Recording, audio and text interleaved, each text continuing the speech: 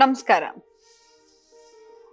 ನೋಡಿ, ಹಲವಾರು ನಾನು ಈಗ ರೀಸೆಂಟಾಗಿ ಎಷ್ಟೋ ಜನ ನನ್ನ ಹತ್ರ ಬರೋರಿಗೆ ಮುಖ್ಯ ಕಾರಣ ಎಲ್ಲವೂ ಸರಿಯಾಗಿರುತ್ತೆ.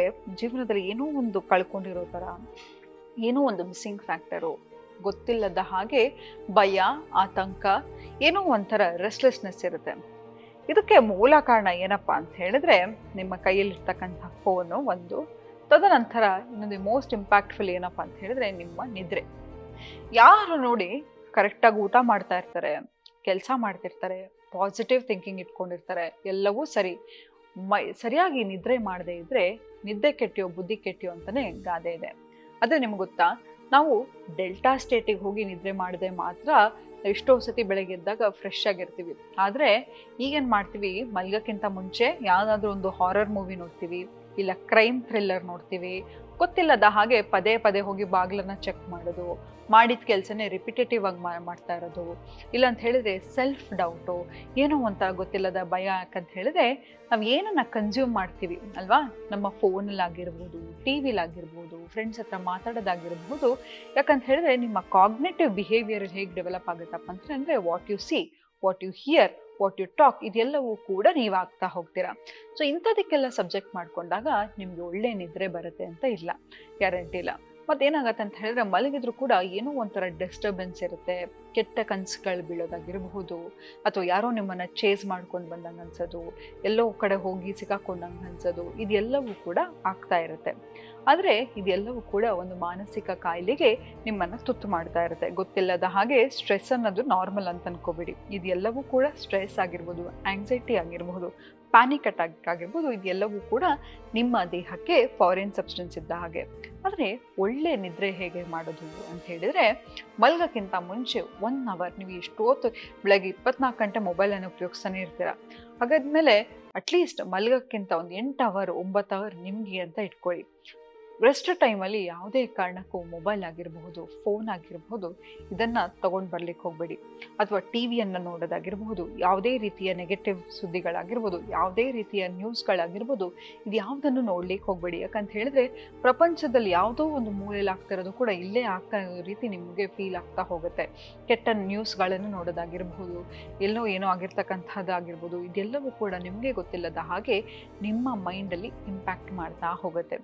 ನಂತರ ಮಲಗಕ್ಕಿಂತ ಮುಂಚೆ ಏನು ಮಾಡಿ, ಒಂದು ಸಣ್ಣ ಆ್ಯಕ್ಟಿವಿಟಿಯನ್ನು ಮಾಡೋದಾಗಿರ್ಬೋದು, ನಿಮ್ಮ ಸ್ಕಿನ್ ರೆಜ್ಯೂಮ್ ಮಾಡೋದಾಗಿರ್ಬೋದು, ಮುಖಕ್ಕೆ ಒಂದು ಲೋಷನ್ ಹಾಕೋದಾಗಿರ್ಬೋದು, ಬಾಡಿ ಲೋಷನ್ ಹಾಕೋದಾಗಿರ್ಬೋದು, ಸ್ನಾನವನ್ನು ಮಾಡೋದಾಗಿರ್ಬೋದು. ಎಷ್ಟೋ ಸತಿ ನೋಡಿ, ನೀವು ಇಡೀ ಆಚೆ ಹೋಗಿ ದಂಡು ಬಂದಿರ್ತೀರ, ಮನೆಗೆ ಬಂದ ತಕ್ಷಣ ಒಂದು ಹಿಡಿ ಉಪ್ಪನ್ನು ತೊಗೊಂಡು ಆ ಬಕೆಟ್ ಒಳಗಡೆ ಹಾಕಿ ಆ ನೀರಿನ ಸ್ನಾನ ಮಾಡಿ ನೋಡಿ, ಎಷ್ಟು ನಿಮ್ಮ ಬಾಡಿಗೆ ರಿಲೀಫ್ ಅನ್ಸುತ್ತೆ. ಎಷ್ಟು ಉಪ್ಪಿಗೆ ನಿಮ್ಮ ಬಾಡಿಲಿರ್ತಕ್ಕಂಥ, ನಿಮ್ಮ ಆರದಲ್ಲಿ ಇರ್ತಕ್ಕಂಥ ನೆಗೆಟಿವಿಟಿಯನ್ನು ತೆಗೆಯೋ ಶಕ್ತಿ ಇರುತ್ತೆ. ಅದೇ ನಂತರ ಏನು ಮಾಡಿ ಅಂತ ಹೇಳಿದರೆ, ಮಲಗಕ್ಕಿಂತ ಮುಂಚೆ ಭಗವಂತನಿಗೆ ಥ್ಯಾಂಕ್ಸ್ ಹೇಳಿ.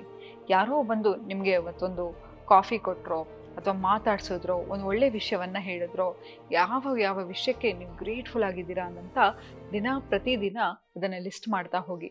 ತದನಂತರ ನಾಳೆ ಹೇಗಿರಬೇಕು, ನಾಳೆ ಆಗೋದಕ್ಕೆ ನಾನು ಮಲಗೋಕ್ಕಿಂತ ಮುಂಚೆ ಏನು ಮಾಡ್ತೀನಪ್ಪ ಅಂತ ಹೇಳಿದ್ರೆ, ಭಗವಂತ ಇವತ್ತು ಏನು ಒಳ್ಳೇದೇ ಆಗಿದೆಯೋ ಅದಕ್ಕೆ ಥ್ಯಾಂಕ್ಸ್, ಏನು ಕೆಟ್ಟದಾಗಿದೆಯೋ ಕೂಡ ಅದಕ್ಕೂ ಥ್ಯಾಂಕ್ಸ್. ಯಾಕಂತ ಹೇಳಿದ್ರೆ ನನಗೆ ಪಾಠ ಕಲೀಲಿಕ್ಕೆ ಒಂದು ಚಾನ್ಸ್ ಸಿಕ್ತು. ತದನಂತರ ನಾಳೆ ಆಗೋ ಬ್ಯೂಟಿಫುಲ್ ಡೇಗೆ ಕೂಡ ಥ್ಯಾಂಕ್ಸ್ ಅಂತ ಹೇಳಿ ಮಲಗ್ತೀನಿ. ಯಾವಾಗ ಪ್ರತಿ ಸತಿ ನೀವು ಗ್ರೇಟ್ಫುಲ್ ಆಗಿರ್ತೀರ ನೋಡಿ, there is so many proven research, ಯಾವಾಗ ನೀವು ತುಂಬ ಗ್ರೇಟ್ಫುಲ್ ಆಗಿರ್ತೀರ, ನಿಮ್ಮ ಬ್ರೈನ್ ವೇವ್ಸಲ್ಲೂ ಕೂಡ ವ್ಯತ್ಯಾಸ ಇರುತ್ತೆ. ನೀವು as a most positive person ಆಗಿ ರಿಫಾರ್ಮ್ ಆಗ್ತಾ ಹೋಗ್ತೀರಾ. ಹಾಗಾಗಿ ಸಣ್ಣ ಸಣ್ಣ ವಿಷಯಕ್ಕೂ ಗ್ರೇಟ್ಫುಲ್ ಆಗಿರಿ. ಮಲಗಕ್ಕಿಂತ ಮುಂಚೆ ಯಾವುದಾದ್ರೂ ಒಂದು ರೀತಿಯ ಕೆಮೊಮೈಲ್ ಟೀ ಕುಡಿಯೋದಾಗಿರ್ಬೋದು, ಹಾಲಿಗೆ ಅರಿಶಿನ ಅಥವಾ ಕೇಸರಿಯನ್ನು ಹಾಕಿ ಕುಡಿಯೋದಾಗಿರ್ಬೋದು, ಅನುಲೋಮ್ ವಿಲೋಮ್ ಮಾಡೋದಾಗಿರ್ಬೋದು, ಅಥವಾ ಬಾಕ್ಸ್ ಬ್ರೀತಿಂಗ್. ಹೇಗಪ್ಪ ಅಂತ ಹೇಳಿದ್ರೆ, inhale to the count of 4, 1 2 3 4, hold your breath, 1 2 3 4, release it to the count of 4. ಇದನ್ನು ಮಾಡೋದಾಗಿರ್ಬೋದು. ಮತ್ತು ಮಲಗಕ್ಕಿಂತ 3 ಅವರ್ ಅಥವಾ 4 ಅವರ್ ಮುಂಚೆ ಯಾವುದೇ ರೀತಿಯ ಹೆವಿ ಆಹಾರವನ್ನು ತಿನ್ನಕ್ಕೆ ಹೋಗ್ಬಿಡಿ. ಅದರಲ್ಲೂ ಎಸ್ಪೆಷಲಿ ನಾನ್ ವೆಜ್ ಆಗಿರ್ಬೋದು. ಯಾಕಂತ ಹೇಳಿದ್ರೆ ಎಷ್ಟೋ ಸತಿ ನಾವು ತಿಂದಾದ ತಕ್ಷಣ ನಮಗೆ ಜೀರ್ಣಶಕ್ತಿ ಹೇಗೆ ಸೂರ್ಯನ ಕಿರಣ ಕಮ್ಮಿ ಆಗ್ತಾ ಹೋಗುತ್ತೋ, ನಮ್ಮ ಜೀರ್ಣಶಕ್ತಿಯು ಕಡಿಮೆ ಆಗ್ತಾ ಹೋಗುತ್ತೆ. ಹಾಗಿರ್ಬೇಕಾದ್ರೆ ನೀವು ನೋಡಿರ್ಬೋದು, ಕೆಲವು ಸಮುದಾಯಗಳು ಸನ್ಸೆಟ್ ಆಗೋ ಮೊದಲೇ ಊಟವನ್ನು ಮಾಡ್ತಾ ಹೋಗ್ತಾರೆ. ಯಾಕಂತ ಹೇಳಿದ್ರೆ ಯಾವಾಗಲೂ ಅಷ್ಟೇ, ನಾವು ಯಾವಾಗ ಸೂರ್ಯ ಇರ್ತಾನೋ 6 ಗಂಟೆ 7 ಗಂಟೆ ಒಳಗಡೆ ನಮ್ಮ ಜೀರ್ಣಶಕ್ತಿ ಕೂಡ ಪವರ್ಫುಲ್ ಆಗಿರುತ್ತೆ. ಸೂರ್ಯಾಸ್ತ ಆಗ್ತಿದ್ದ ಹಾಗೆ ನಮ್ಮ ದೇಹದಲ್ಲೂ ಕೂಡ ಶಕ್ತಿ ಇರಲ್ಲ, ಹಾಗಾಗಿ ನಾವು ನಿದ್ದೆ ಮಾಡಲಿಕ್ಕೆ ಶುರು ಮಾಡ್ತೀವಿ. ಹಾಗಿದ್ಮೇಲೆ ನಿಮ್ಮ ಆಹಾರಗಳನ್ನಷ್ಟೇ ಕೂಡ ಮಲಗಕ್ಕಿಂತ ಮುಂಚೆ 4 ಅವರ್ ಮುಂಚೆ ತಿಂದು ಮಲಗಿ. ಮತ್ತೆ ಮಲಗಕ್ಕಿಂತ ಮುಂಚೆ ಹೆಚ್ಚಾಗಿ ನೀರು ಕುಡಿಯೋದಂದ್ರೆ ಪದೇ ಪದೇ ಟಾಯ್ಲೆಟಿಗೆ ಹೋಗೋಣ ಅನ್ಸುತ್ತೆ, ಸ್ಲೀಪ್ ಡಿಸ್ಟರ್ಬ್ ಆಗ್ತಾ ಹೋಗುತ್ತೆ. ಯಾವಾಗ ನಿದ್ದೆ ಬರದೇ ಇರುತ್ತೋ ನಮ್ಮ ಜೀವನದಲ್ಲಿ ಏನು ಸರಿಗಿಲ್ವೋ ಅಲ್ಲಿಗೆ ನಮ್ಮ ತಲೆ ಹೋಗ್ತಾ ಹೋಗುತ್ತೆ, ಬ್ರೈನ್ ಇನ್ನೂ ಎಚ್ಚರ ಆಗ್ತಾ ಹೋಗುತ್ತೆ. ಈ ಥರ ಕೆಲವು ಅಭ್ಯಾಸಗಳನ್ನು ಮಾಡ್ಕೋತಾ ಬನ್ನಿ. ನೋಡಿ, ಈ ಜೀವನದಲ್ಲಿ ನಾನು ನೆಮ್ಮದಿಯಾಗಿರ್ಬೇಕು ಅಂತ ಹೇಳಿದ್ರೆ ಏನನ್ನ ಹುಡ್ಕೋಕ್ಕೆ ಸಾಧ್ಯನೋ ಅಷ್ಟನ್ನು ಮಾತ್ರ ಹುಡುಕ್ತಾ ಹೋಗೋಣ.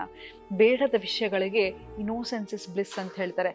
ಇವತ್ತು ನೋಡಿ, ನಿಮ್ಮ ಅಜ್ಜಿ ತಾತ ನೋಡಿದ್ರೆ ನಿಮ್ಗೆ ಎಷ್ಟು ಖುಷಿ ಆಗುತ್ತಪ್ಪ ಅಂತ ಹೇಳಿದ್ರೆ ಎಷ್ಟು ಇನ್ನೋಸೆಂಟ್ ಅನ್ಸುತ್ತೆ ಅಲ್ವಾ, ಅನ್ಸ್ತಾರಲ್ವಾ. ಇನ್ನೋಸೆನ್ಸ್ ಇಸ್ ಬ್ಲಿಸ್ಫುಲ್ ಅಂತ ಹೇಳ್ತಾರೆ.